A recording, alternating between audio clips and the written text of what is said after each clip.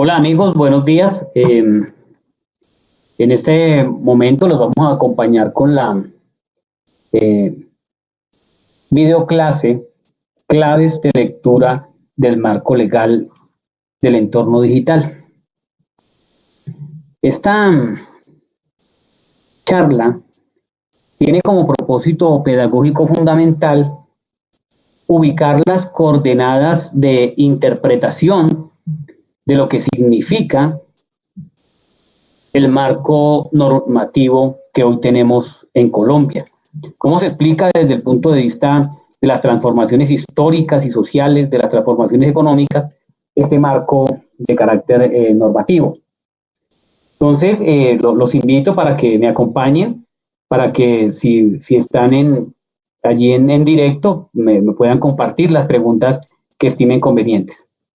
Decía que tenemos nosotros el propósito de señalar algunas claves de lectura del marco legal e institucional del entorno digital en Colombia. Esas claves de lectura tienen que ver fundamentalmente con lo siguiente, lo vamos a tratar de la siguiente manera, y es, en primer lugar, vamos a examinar unos hitos del derecho de la libertad de expresión y el derecho a la información en Colombia,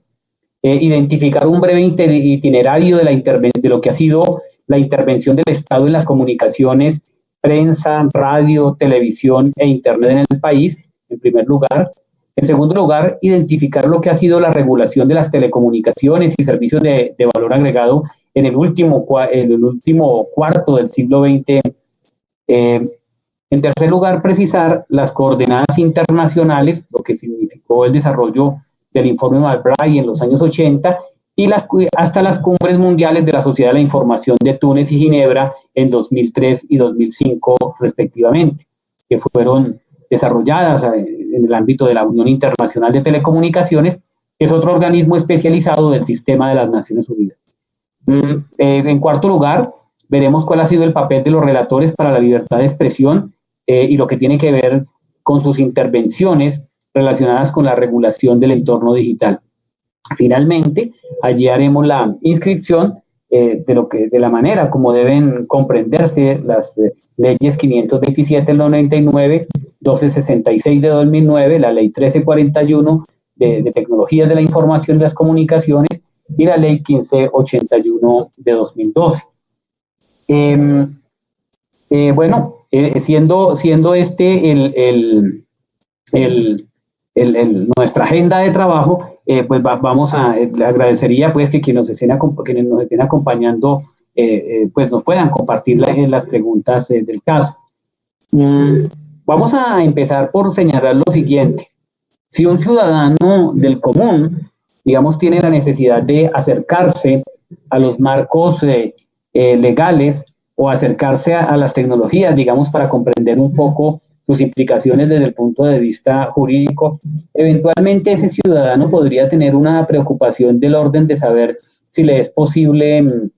publicar algo o no en su Facebook, si le es posible divulgar o no una información en su grupo de WhatsApp,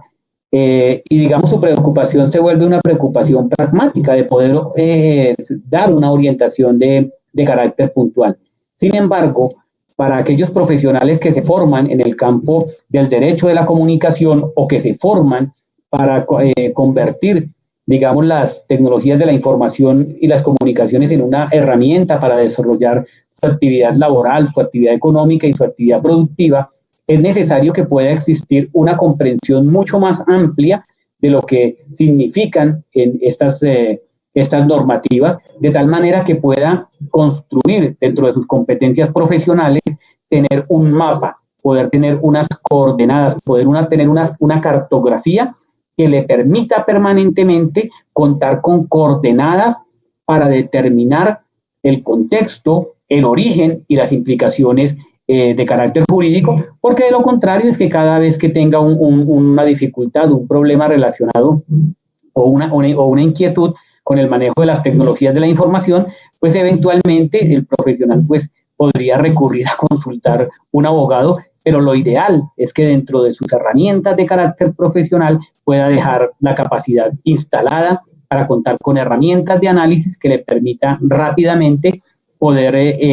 delimitar un problema en particular que se presente cuando trabaja con las tecnologías de la información y de las comunicaciones. Entonces vamos a hacer este recorrido histórico, a mirar estas implicaciones que son naturalmente históricas y sociales, pero con una perspectiva de carácter pragmático, porque entendemos que son conocimientos que se requieren en el puesto de trabajo o que se requieren para el desarrollo de la actividad de carácter económico o laboral. Entonces vamos a señalar los hitos del derecho de la libertad de expresión y el derecho a la información en Colombia y hacer un breve itinerario de lo que ha sido la intervención en estos medios, porque recuerden que estamos hablando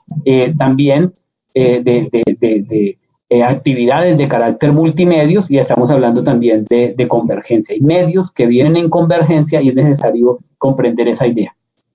Entonces, lo primero que nosotros vamos a señalar aquí para fijar un punto de partida, vamos a situarnos en el siglo XIX, colombiano y pondremos un punto de partida que es el siguiente. Nosotros tenemos un episodio, incluso ahora que estamos en el mes de abril, que es fecha del natalicio de don Antonio Nariño. Antonio Nariño, que fue un ciudadano colombiano, que fue sancionado por las autoridades españolas, permaneció 16 años preso por hacer la traducción de los derechos del hombre y del ciudadano que habían sido aprobados en la Revolución Francesa de 1789. Entonces vamos a fijar como puntos de partida esto, y es aparece en la normatividad de carácter internacional, en la experiencia histórica, un mandato de carácter normativo, en este caso de los franceses, que terminan diciendo, además de manera bella, que el derecho a la comunicación es uno de los derechos preciosos del hombre. De otra parte, en la América del Norte nosotros tenemos que se ha fundado de manera reciente la sociedad la nación americana, los norteamericanos, y ellos en su primera enmienda han establecido que el Estado o el Congreso mejor no establecerá normas que limiten la libertad de expresión ni que limiten tampoco la libertad de prensa. Esos elementos, digamos, de carácter internacional hacen que desde el punto de vista normativo el tema de la expresión, la comunicación y particularmente el tema de la imprenta, de la prensa y de los impresos se convierta en todo ese siglo 1800, en ese siglo XIX, digamos, en el elemento regulatorio fundamental. Eso en Colombia tuvo unas implicaciones que oscilaron como si se tratara de un péndulo de carácter histórico que explica lo que posteriormente se proyectó sobre el siglo XX, se proyectó sobre el siglo XX colombiano y de alguna manera incidió fuertemente en la normatividad que tuvimos en el país y que explica la normatividad que hoy tenemos en materia de regulación de telecomunicaciones y nuevas tecnologías. Entonces, en ese siglo XIX nosotros tenemos que ese péndulo osciló entre quienes decían una tendencia que el Estado tenía que hacer una intervención fuerte para controlar la libertad de imprenta o la libertad de prensa para impedir los excesos, y otro sector del país que manifestaba que era necesario garantizar la libertad absoluta de la imprenta, de tal manera que el Estado no impidiera de ninguna manera que se pudieran divulgar cualquier tipo de ideas o que se pudieran divulgar o circular otras publicaciones que aquí llegaban. ¿Cuál era el trasfondo de esa discusión? Era básicamente que, por lo menos en el caso colombiano y otros países de América Latina, en ese momento la Nueva Granada, pues no había un interés de las autoridades coloniales españolas en que circularan de un lado las ideas de la Revolución Francesa y de otro lado que circularan las ideas que tenían que ver con el protestantismo, porque en Europa, a raíz del desarrollo de Gutenberg, de la imprenta y demás, esa imprenta había permitido que el pensamiento de carácter protestante, que había generado una ruptura en el seno de la Iglesia Católica, pues se difundiera a través de la imprenta. Entonces, ese interés en que esas ideas no circularan, de alguna manera le puso una marca, un sello a lo que sería el debate colombiano. Y ese debate, en el péndulo, nosotros tenemos, por ejemplo, la Constitución de 1858 o la de 1861, que plantearon que existiría en Colombia la libertad absoluta de imprenta sin responsabilidad de ninguna clase, es decir, la irresponsabilidad en los impresos. Esa posición fue más tarde moderada en la Constitución de los Estados Unidos de Colombia de 1863, en la cual los liberales radicales plantearon la existencia de la libertad absoluta de imprenta en Colombia, y esa norma nos llevó a que años más tarde, ya cerrando el siglo XIX colombiano, entonces se expidiera la que fue la Constitución de 1886, donde esa posición aperturista hacia la libertad de imprenta fue reducida, y la Constitución entonces del 86, que la llaman de Núñez y Caro, 1886, simplemente estableció que en Colombia tendríamos libertad de prensa en tiempo de paz, con arreglo a las leyes, lo que significa que ese viejo mandato, que era supremamente amplio, quedó restringido. Y ese mandato nuevo de la Constitución del 86 tuvo una implicación supremamente grande, porque resulta que en Colombia esa Constitución de 1886 permaneció viva durante 100 años, y entonces con una Constitución que hablaba de que se garantizaba simplemente la libertad de prensa, pensando en los impresos del siglo XIX, Colombia inició su proceso de carácter regulatorio, y entonces así ocurrieron situaciones como estas. La prensa, pues que el papel periódico de Bogotá, de don Manuel del Socorro Rodríguez, los impresos de Antonio Nariño del siglo XIX, se siguieron desarrollando en el país gran cantidad de medios y de actividades de prensa, pero Colombia inicia el siglo XX instalando en los años 20 los sistemas de radiodifusión, con un artículo que hablaba de la libertad de prensa con la libertad del impreso. Colombia desarrolla la televisión en 1954 con un artículo constitucional que estaba hablando de la libertad de prensa, de la libertad de los impresos, y Colombia en los años 90, gracias al trabajo pionero de la Universidad de los Andes, que logró interconectar sus redes mediante el protocolo IP con las universidades norteamericanas, pues Colombia empezó a trabajar Internet. Entonces ahí tenemos nuestra primera clave de interpretación, y es que en este país hemos tenido un rezago desde el punto de vista legal,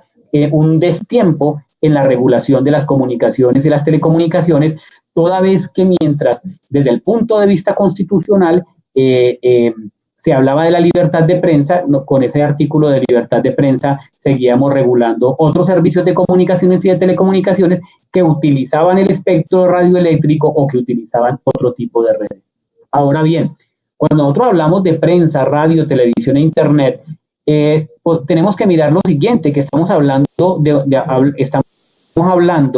de la existencia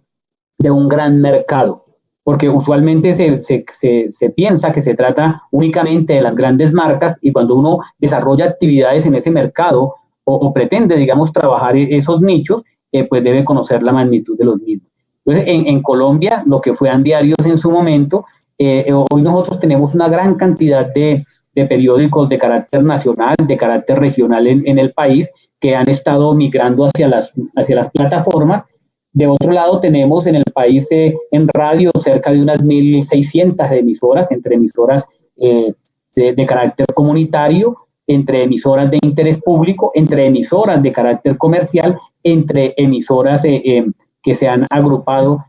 alrededor de lo que se conoce como los grupos radiales, emisoras de la Policía Nacional, de las Fuerzas Armadas. Desde el punto de vista de las televisiones, en Colombia tenemos cerca de 700 operadores de televisión, entre canales comunitarios, canales locales sin ánimo de lucro, canales de televisión por suscripción, bien sea que sea suscripción por cable o suscripción mediante el uso de mecanismos de carácter satelital. Y de otra parte, pues tenemos la televisión comercial gigante, RCN, Caracol, y la televisión de carácter público, que es Señal Colombia, canal institucional, y los 8 canales públicos regionales que existen en el país, Teleislas, Telecaribe, Televisión Regional de Oriente en los Santanderes, Teleantioquia, en Antioquia Chocó, Telecafé en los departamentos del eje cafetero, Telepacífico en el occidente colombiano, Canal 13 o TV Andina en la zona andina, y finalmente en Bogotá el Canal Capital. Ecosistema, digamos, de carácter comunicativo que es necesario que se conozca por parte de quienes trabajan en este campo, porque además allí se presenta un fenómeno de convergencia mediática, y en Internet ni se diga. En Internet, pues nosotros tenemos, digamos, hoy una gran cobertura de banda ancha. También tenemos regiones del país donde no ha llegado ese servicio, donde tenemos suscripción a Internet de carácter fijo y suscripción a Internet de carácter móvil. Entonces, esas, digamos, circunstancias de mercado planteado en convergencia es lo que hoy nos llama la atención de poder plantear esos hitos históricos de lo que ha podido ocurrir en el país y la implicación que eso tiene sobre la regulación actual y los elementos claves que debe conocer un profesional que pretende desempeñarse en este campo. Allí nosotros tenemos en ese primer ítem que entonces que hacer una lectura gigante de esta manera. En primer lugar, hay una variable de carácter de la configuración del Estado, de carácter económico, y es que, por ejemplo, en el caso del Estado colombiano y otros estados de América Latina, se han presentado unos fenómenos que tienen que ver con el neoliberalismo, con la privatización y con los procesos de privatización y con los procesos de entrega de estos servicios al mercado. En el contexto del que se llamaba anteriormente el Estado interventor, se presentaba una situación y era el mismo Estado el que, digamos, hacía ese manejo, tenía las propias empresas públicas. Entonces dejemos ahí el primer punto y vamos a nuestro segundo punto, la regulación de telecomunicaciones y servicios de valor agregado en el último cuarto de siglo colombiano.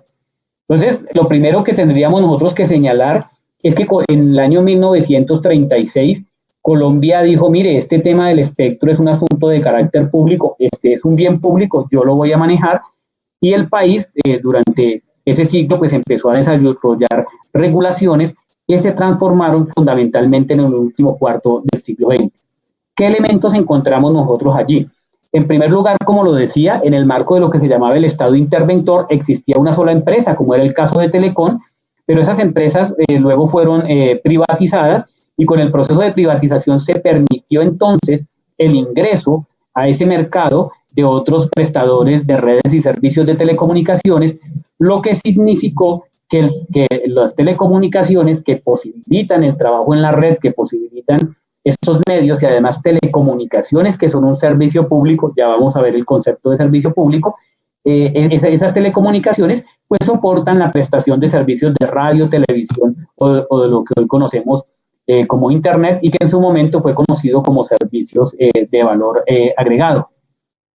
Esa situación de que el Estado abandonara la prestación de los servicios y la entregara en parte, porque el Estado también, digamos, constituyó empresas públicas. Por ejemplo, aquí se han entregado las telecomunicaciones a empresas privadas, pero también hay empresas públicas, como por ejemplo la empresa de teléfonos de Bogotá, que es una empresa en la cual el Estado pues participa en calidad de operador a través de una de sus empresas públicas, pero existen a su lado otras empresas de carácter privado que también se desempeñan en ese mercado. Esa situación significó que el viejo Estado interventor, que era prestador de los servicios, ahora tuviera que construir organismos de carácter regulador, y es lo que explica, por ejemplo, el surgimiento de la Comisión de Regulación de Comunicaciones en Colombia, porque hay un mercado, y ese mercado en el cual participa el Estado, y ese mercado debe ser regulado. ¿Qué ocurrió allí desde el punto de vista de los procesos de entrega de estos servicios al mercado? Que apareció entonces, o se usó mejor, porque ese concepto proviene de la ciencia jurídica en Francia, el del servicio público. Y es que las sociedades determinan que hay unos servicios que por su naturaleza tienen una calificación o un régimen y unas consecuencias especiales, y es lo que se conoce como el régimen de los servicios públicos. Y en comunicaciones, cuando uno estudia la regulación del entorno digital, esa es una distinción que resulta fundamental para cualquier persona que se aventure a meterse en este campo. Por lo siguiente, si nosotros examinamos nuestra diapositiva, nos vamos a dar cuenta que ahí aparecen los servicios de prensa, radio, televisión e internet, pero debo decir que una de estas cosas no es como las otras en lo que tiene que ver con la prensa. La prensa impresa, como el diario El Espectador, la revista Semana o el periódico El Tiempo que las personas adquieren en la calle, no es un servicio público. Los sistemas de radio y de televisión abiertamente son considerados como servicio público. En el caso de Internet, las redes y servicios de telecomunicaciones, las telecomunicaciones son consideradas como servicio público. Ese concepto del servicio público está planteado, digamos, como forma que delimita la regulación del Estado y la intervención en estos servicios de valor agregado, está planteado en el artículo 365 de la Constitución Política. Ese artículo dice que los servicios públicos son inherentes a la finalidad social del Estado y que él debe garantizar la calidad y la eficiencia en la prestación de los servicios y que esos servicios lleguen al conjunto de los ciudadanos. Señala igualmente que esos servicios públicos, y ahí es donde se abre la puerta para que otros agentes distintos del Estado presten los servicios, esos servicios pueden ser prestados por el Estado, llámese RTBC, llámese Canal Capital, llámese Empresa de Teléfonos de Bogotá. Esos servicios públicos pueden ser prestados por el Estado, por empresas del Estado, que pueden ser prestados por los particulares, llamémoslo Claro, RCN, Caracol, Prisa Radio, y que ese servicio también puede ser prestado por las comunidades organizadas. Entonces, llamémoslo como la televisión comunitaria de ligas de televidentes,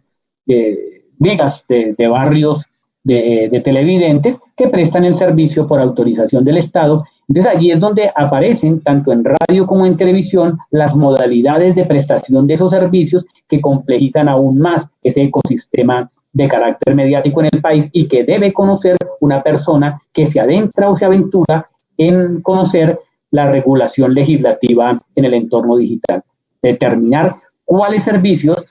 pueden ser, cuáles constituyen servicio público y cuáles no. Adicionalmente, cuando un servicio es considerado como servicio público en Colombia, señala ese artículo 365 de la Constitución,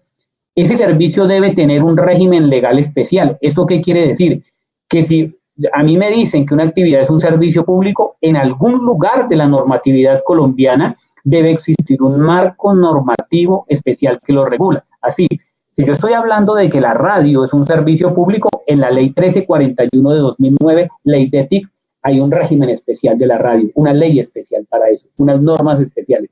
Si a mí me dicen que la televisión en el país es un servicio público, la ley 182 de 1995 señala claramente cómo se desarrolla ese régimen especial en el país. Si a mí me dicen que Internet, y aquí Internet es diferente, es de alguna manera diferente,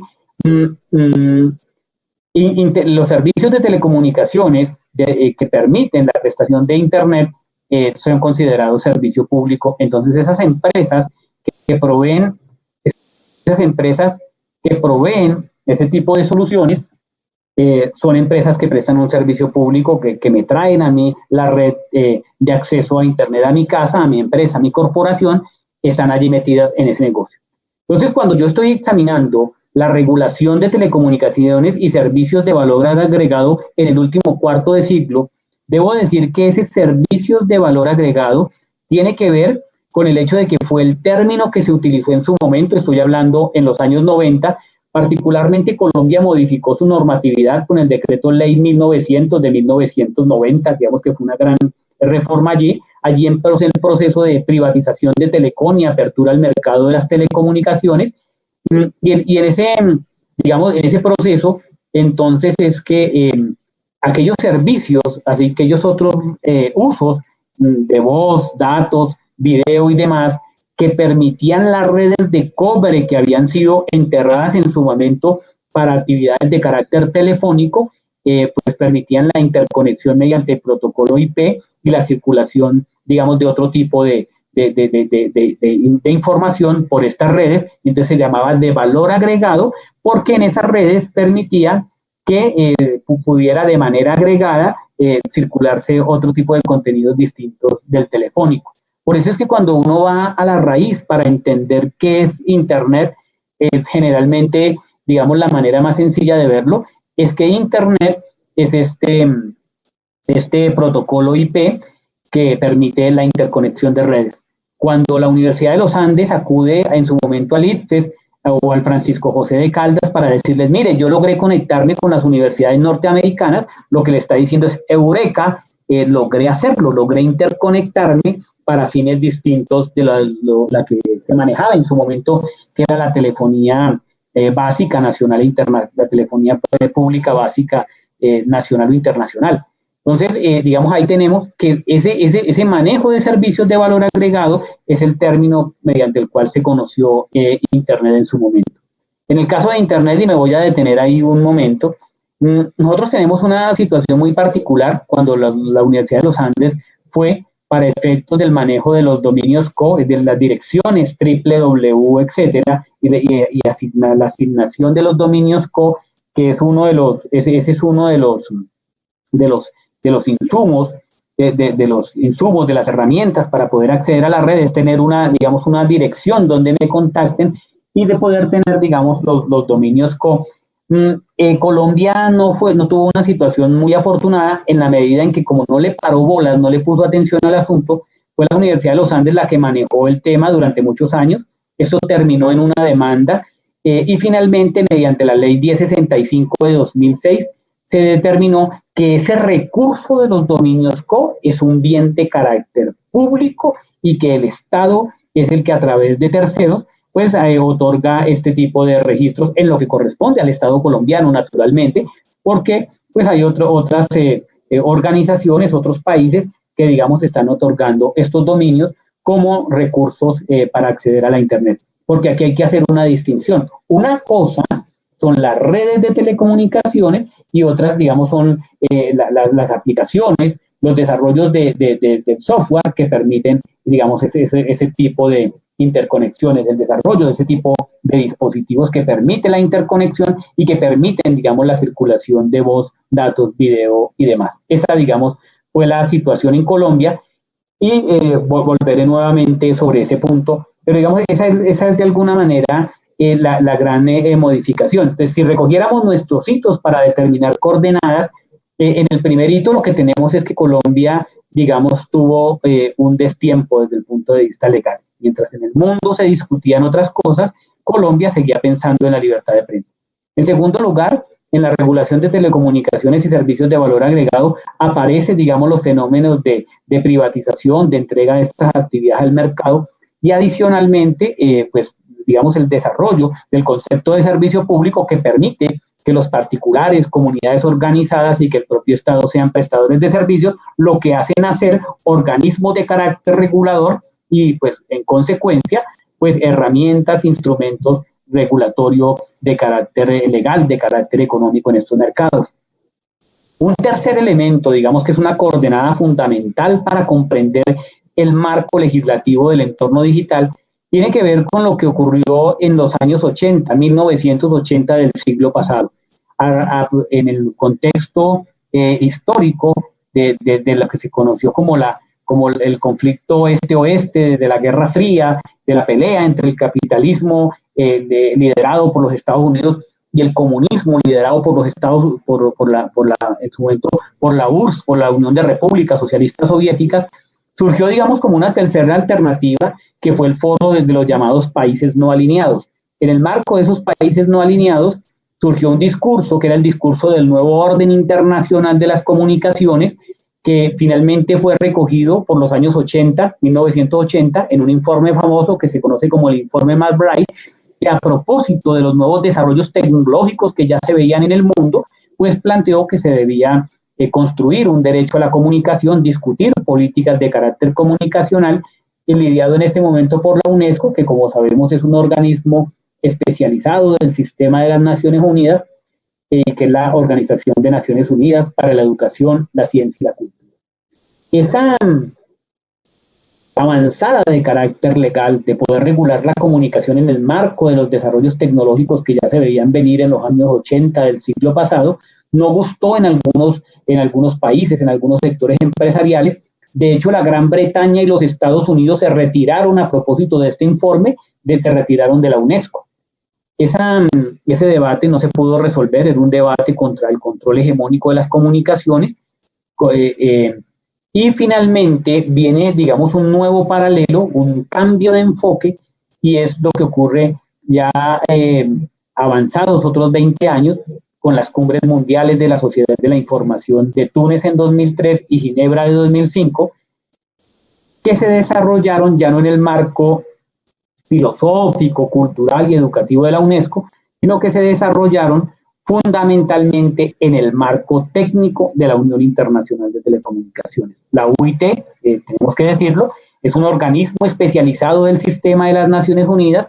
y digamos que a nivel internacional ha distribuido por áreas el globo terráqueo, ha digamos, logrado trazar unos estándares sobre manejo de frecuencias, indicando estas frecuencias son para este uso del espectro, es para la televisión, este es para la radio, este es para la aeronavegación, este es para temas de hidrología y meteorología, este segmento del espectro es para emergencias, este segmento del espectro es para la policía, para los bomberos, organizando de esa manera, de tal forma que se pudiera estandarizar a nivel internacional el hecho de que pudiéramos mantener un sistema estandarizado de intercomunicaciones, digamos, eso es lo que ha hecho la Unión Internacional de Telecomunicaciones. Este organismo, digamos, fue el que dirigió las cumbres mundiales de la sociedad de la información, lo que significa un cambio de enfoque en la medida en que la perspectiva hoy está puesta sobre lo técnico, sobre lo tecnológico, sobre lo económico, digamos, de esos grandes mercados de los sectores de tecnologías de la información y de las comunicaciones, y allí, digamos, volvió nuevamente ese debate para que se garantizara un derecho a la comunicación. Algo se dijo sobre comunicación, sobre derecho de comunicar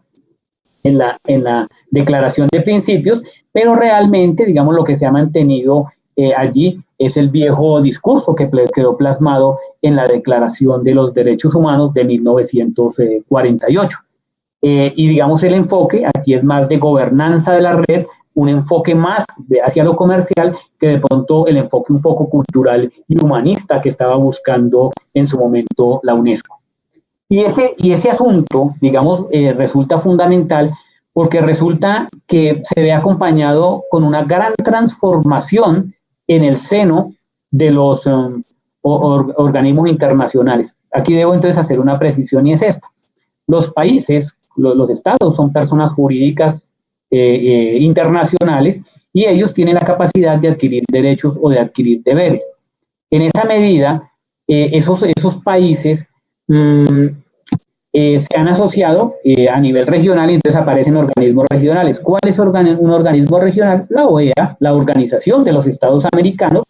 este lado del globo del cual participa Colombia. Existen organizaciones regionales como la Comunidad Africana, los países de África se organizan en su comunidad, o la Comunidad Europea, donde se han organizado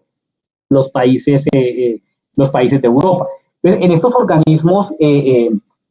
universales como la ONU, o de carácter regional como la OEA, la Comunidad Africana o la Comunidad Europea, se han generado pronunciamientos relacionados con el tema de la libertad de expresión y con el tema de Internet, que es necesario considerar a la hora, digamos, de comprender de dónde vienen estos enfoques de carácter regulatorio. Cuando tú estás hablando de las leyes que hoy tenemos en el país, pues tenemos que mirar, digamos, también desde el punto de vista internacional, cómo aparecen unos nuevos epicentros de discusión de esta regulación de las tecnologías de la información y de las comunicaciones. Así las cosas, entonces, yo quisiera comentar simplemente un instrumento. En el marco de esos organismos internacionales se crearon las relatorías para la libertad de expresión, es decir, funcionarios de esos sistemas internacionales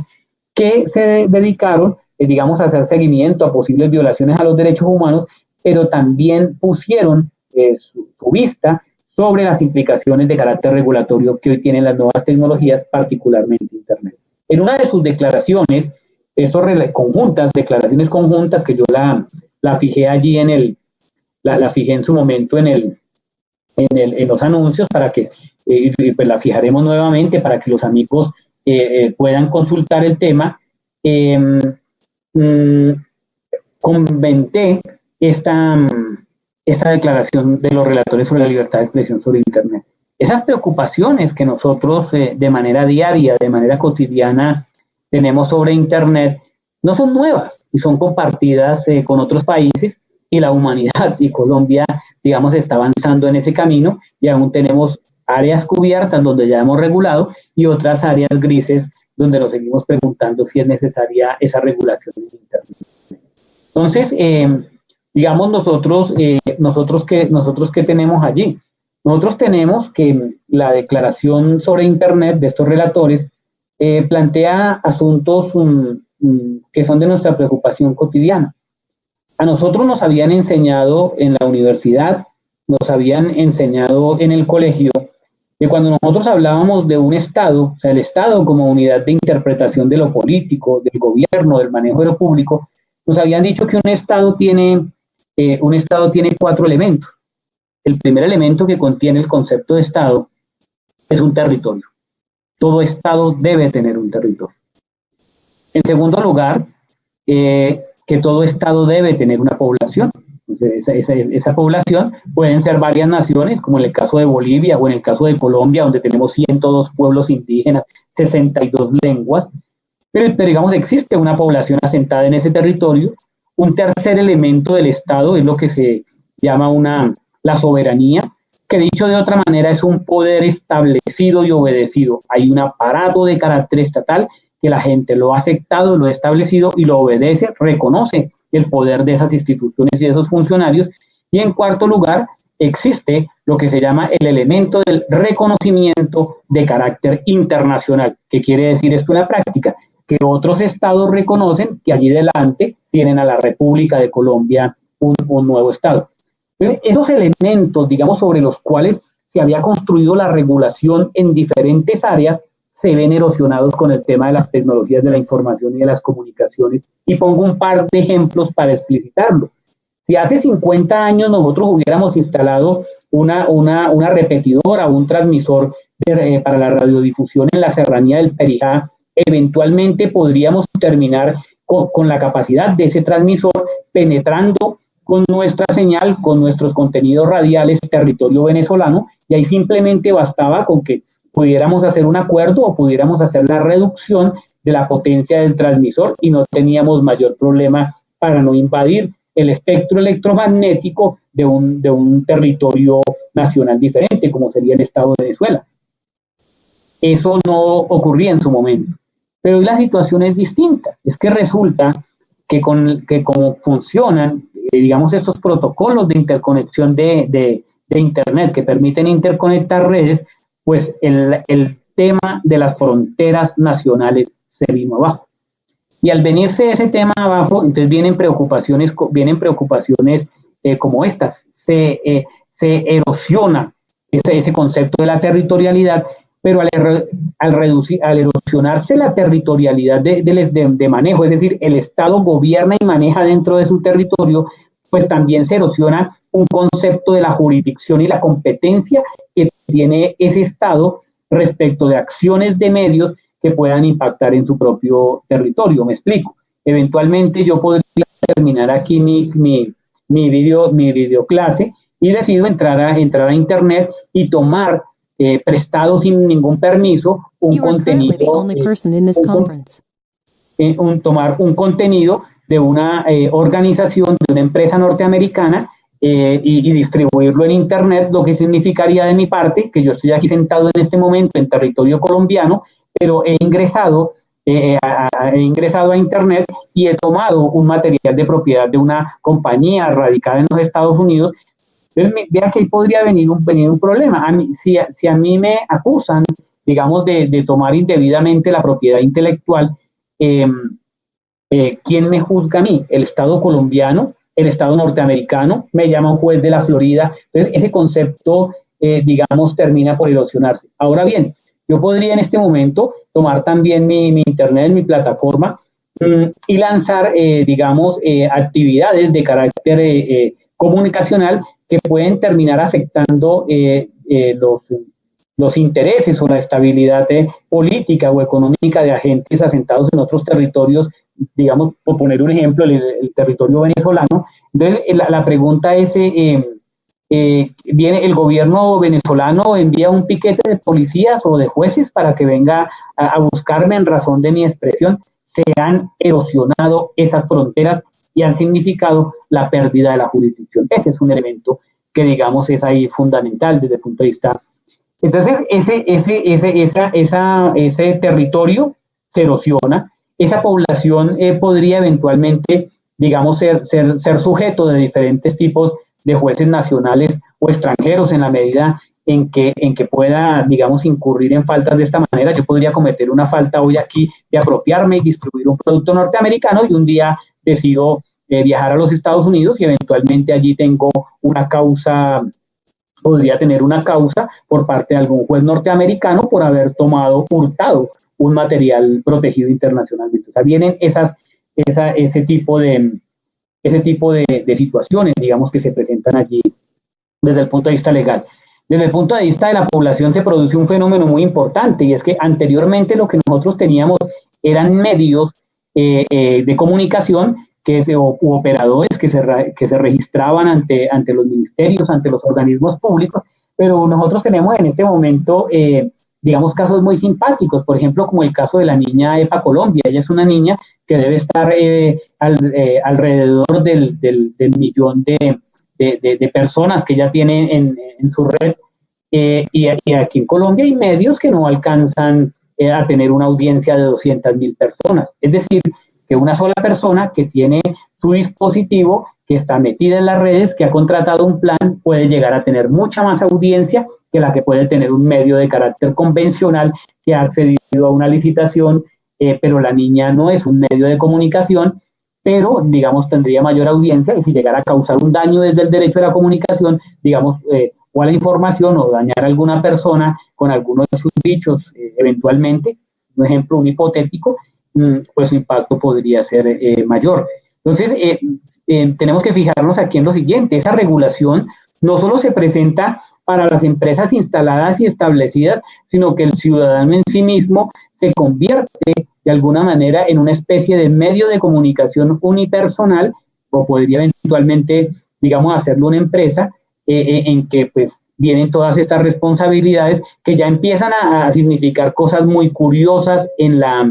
el marco legal colombiano. Por ejemplo, recientemente nosotros tuvimos el caso de alguna persona que fijó en su página de Facebook unos contenidos que eventualmente lesionaban los derechos de otra persona. Se instauraron las acciones del caso y cuando la tutela llega a la Corte Constitucional, pues terminan diciendo que finalmente es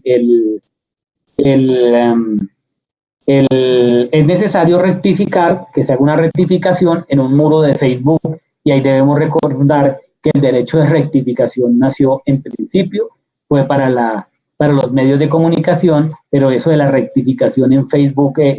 pareciera ser como una nueva aplicación. O sea, estamos construyendo derecho a medida que utilizamos estas redes, y eso es lo que ocurre, digamos, en el marco de la población. De ahí la necesidad de que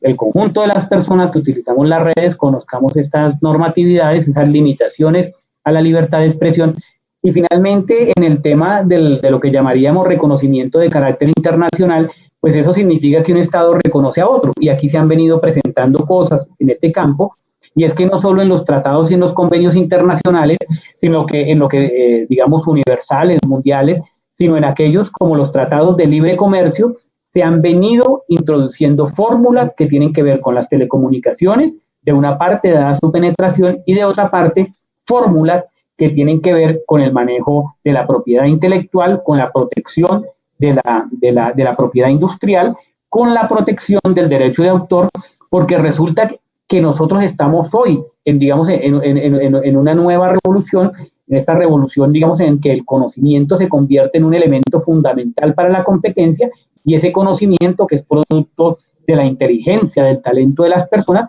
pues es protegido porque se constituye en un bien, y ese bien, digamos, intenta ser preservado, y esos tratados de libre comercio, entre otros, le han apuntado a afinar esa regulación para la protección de la propiedad intelectual. Entonces, dicho esto, digamos, esos elementos, de manera breve citemos qué han dicho estos relatores sobre libertad de expresión en lo que tiene que ver con Internet. En primer lugar, esas preocupaciones tienen que ver, podríamos señalarlo, con el asunto de quién es el responsable de un contenido en Internet. ¿Cuál es la responsabilidad penal o civil que existe allí? Un ejemplo, yo podría abrir mi portal, abrir mi página web, podría eventualmente abrir mi blog y generar allí un espacio para que las personas puedan hacer intercambios a propósito de un artículo mío publicado, de algún producto, un bien y servicio que yo ofrezco, y resulta que dos personas que son ajenas a mí se encuentran en mi espacio y una de ellas fija contenidos en mi plataforma y en mi página, en la cual circula y lee ideas disvaliosas, ideas dañinas que dañan la honra, el buen nombre, incluso los negocios de otra persona, y entonces, pero los fijó en mi sitio. Y entonces viene la preocupación de si la persona que se siente dañada con esas expresiones, que no son mías, pero ese es mi sitio, viene a accionar legalmente contra mí. Entonces, una preocupación que aparece allí para estos relatores es quién responde por los contenidos divulgados o publicados en Internet. Aparecen, digamos, conjuntamente con estas, entonces aparecen otras preocupaciones de carácter legal que tienen que ver con esto. Los sistemas de filtrado. Si los estados eventualmente podrían filtrar, pues teniendo en cuenta que ellos son los reguladores, que ellos son también operadores, podrían filtrar los contenidos que pueden o no ver las personas, actividad que también podrían desarrollar las empresas privadas. Y aquí hago una distinción. Es que recordemos que como estamos en un esquema de mercado, muchas de esas redes que están enterradas en las calles, muchas de esas redes que están en los postes, etcétera, muchos de esos dispositivos de carácter satelital, pues ya no, o sea, físicamente ya no están bajo el control del Estado. Son infraestructuras y recursos de telecomunicaciones que están en manos de agentes privados que en un momento determinado podrían cortar la señal de Internet o podrían cortar las señales de las redes. Entonces, hay esa gran preocupación respecto, uno, a las redes y dos, digamos, si pueden existir el filtrado de los contenidos. Existe una preocupación sobre quién maneja o administra los dominios .co. En Colombia, ya lo dijimos, la ley 1065 de 2006 permite que el Estado reconozca esto como un bien público y lo maneje, lo administre. Hay una gran preocupación por un tema que tiene que ver con la independencia técnica de los organismos reguladores. Los agentes internacionales relatores se preguntan si en los países existen agencias reguladoras de telecomunicaciones que, siendo parte de la estructura de los estados, no están bajo el control de grupos económicos particulares ni bajo el control del gobierno de turno. Por lo siguiente, digamos, en una eventual campaña presidencial pudiera ocurrir que unos empresarios deciden no apoyar a un candidato quien finalmente resulta triunfante en un proceso electoral. Entonces dice, si esa persona que se gana el control del aparato político, del aparato regulatorio, o sea, que va a nombrar a los reguladores, es una persona que pudiera utilizar ese poder de manera discrecional y no en forma técnica. Entonces, hay esa preocupación si el organismo regulador es un organismo autónomo, es un organismo independiente. Existen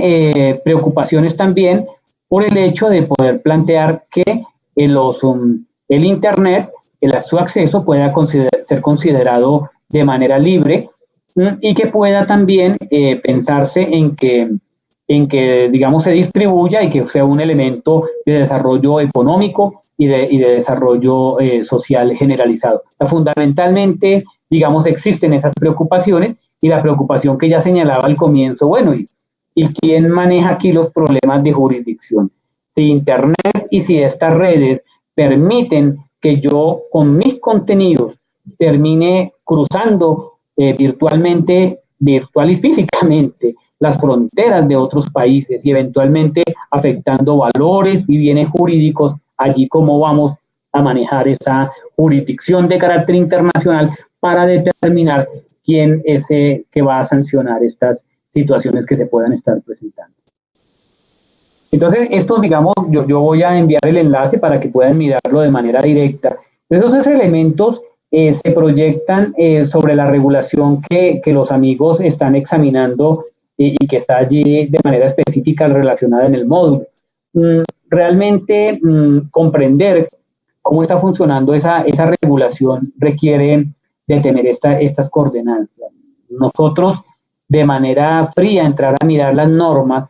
ellas nos van a explicar, digamos, este momento histórico, pero ese momento, digamos, trae y significa otras coordenadas de lo que se ha venido presentando en el país y lo que se ha venido presentando a nivel universal. Entonces allí nosotros tenemos que mirar que como se empiezan a masificar esas redes, por ejemplo en el caso de la ley 527 de 1999, pues esas redes y servicios de telecomunicaciones en su momento de valor agregado empezaron a generar el desarrollo de actividades de carácter comercial, de intercambios mediante datos, donde la gente se preguntaba si eventualmente los datos, los mensajes, los correos electrónicos tenían algún valor de carácter probatorio, toda vez que se desarrollaban actividades de la vida cotidiana o actividades comerciales. Entonces por eso aparece esa ley 527 de 1999 que regula el comercio electrónico, que regula los datos, que establece los temas como la firma, como las entidades certificadoras, por una razón que además, digamos, ocurre también en estos años, y es que por primera vez en la historia de Colombia, la Corte Constitucional se pronuncia sobre el tema de Internet, porque venía esa pregunta ahí andando en el tejido social, y es, ¿será que sí tienen valor probatorio los correos electrónicos y demás? Y en una de esas idas, la Corte Constitucional colombiana se pronunció por primera vez sobre Internet en Colombia y señaló lo siguiente, en los años 90, dijo, mire, si bien es cierto, en Internet existe una realidad de carácter virtual que se proyecta sobre el llamado ciberespacio, el hecho de que esa realidad sea virtual, eso no significa que en el ciberespacio los derechos de los ciudadanos también sean virtuales. Los derechos de los ciudadanos que se involucran en Internet también son un objeto de vigilancia de los jueces constitucionales. Entonces, esa manifestación, que además es un texto bello y además un texto icónico por ser la primera exposición o presentación de la Corte Constitucional, pues plantea muy claramente la cosa, y es el Internet, la realidad virtual, el ciberespacio, también debe ser objeto de regulación, toda vez que es necesario proteger los derechos de las personas que se puedan ver allí involucradas. Viene una circunstancia que es la siguiente, con la ley 1266 de 2009, en Colombia, digamos, hay un proceso de gigante de bancarización de los ciudadanos, por allí cobran sus nóminas, desarrollan sus operaciones de carácter comercial las empresas u otros tipos de recaudos, y entonces fundamentalmente esa 1266 manejó tema de habeas data, pero para particularmente asuntos de carácter financiero y crediticio. De otra parte, y aquí tenemos, digamos, un elemento muy grande, es la ley 1341 de 2009. La ley 1341 de 2009 es la ley de tecnologías de la información y de las comunicaciones, y esa ley es muy importante, su lectura, su revisión, porque esa ley recogió los mandatos, de alguna manera las orientaciones, el espíritu que se planteó en las cumbres mundiales de la Sociedad de la Información de Túnez y Ginebra, en las cuales participó Colombia y presentó unos planes de desarrollo y de intervención en las tecnologías, pues porque allí por primera vez entonces se reguló lo que significa para este país las tecnologías de la información y las comunicaciones, creó o transformó mejor el antiguo Ministerio de Comunicaciones, el Ministerio de Tecnologías de la Información, trazó unos principios que yo les solicitaría, les recomiendo leer, porque son las claves de interpretación de cómo se van a manejar las telecomunicaciones en el país, los principios de esta ley. Readecuó la Comisión de Regulación de Comunicaciones, fijó en esa misma norma algunos lineamientos para acceder a la prestación de servicios de radiodifusión,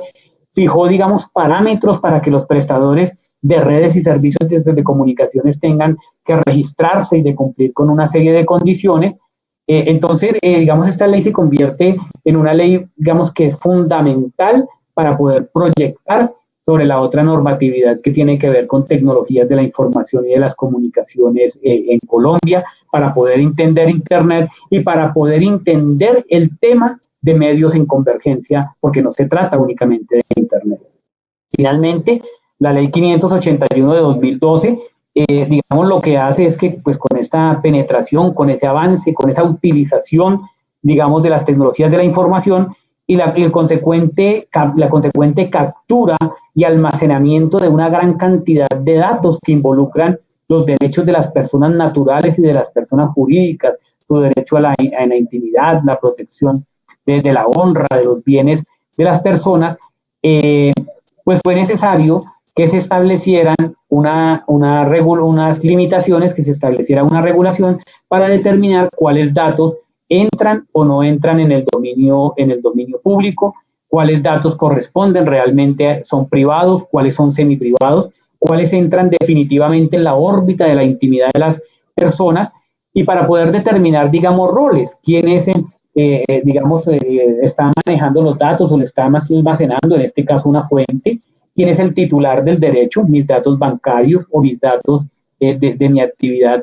médica o de salud que desarrollo con la OEPS, con la entidad prestadora de servicios de salud, y quién puede ser de alguna manera un usuario de esta información. Voy a ir a pedir un crédito y entonces requiero que mi entidad bancaria naturalmente pues hace los estudios para poder determinar si efectivamente yo tengo una cultura de pago y si tengo una capacidad de pago.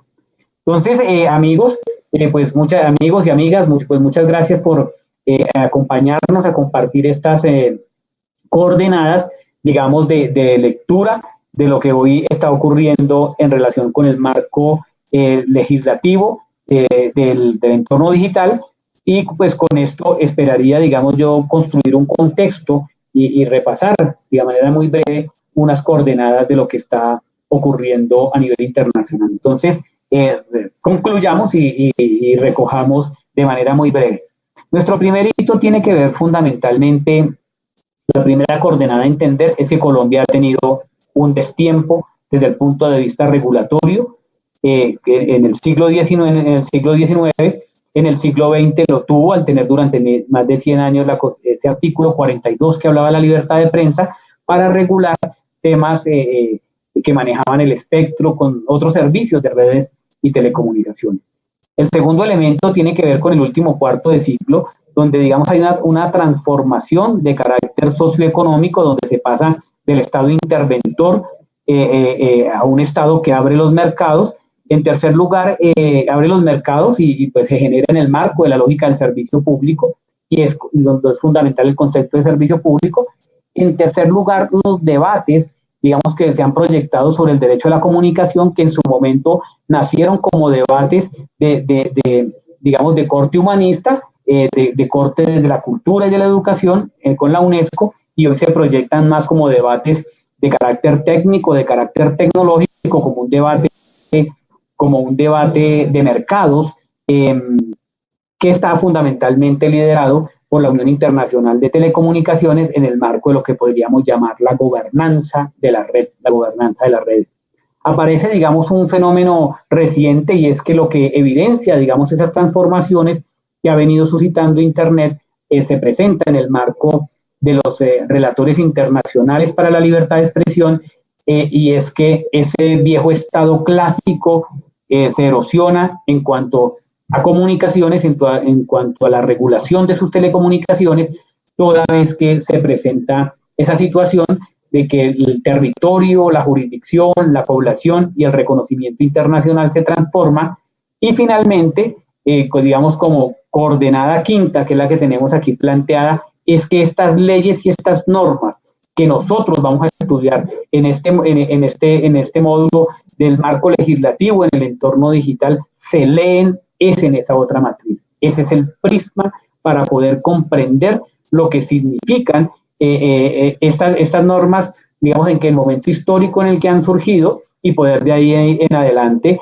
pues comprender ya de manera específica cómo funcionan cada una de esas instituciones o esos mandatos. Entonces, feliz día, los invito a seguir continuando con la lectura, con los materiales del curso, y pues estaré presto a las inquietudes que me puedan plantear. Muchas gracias.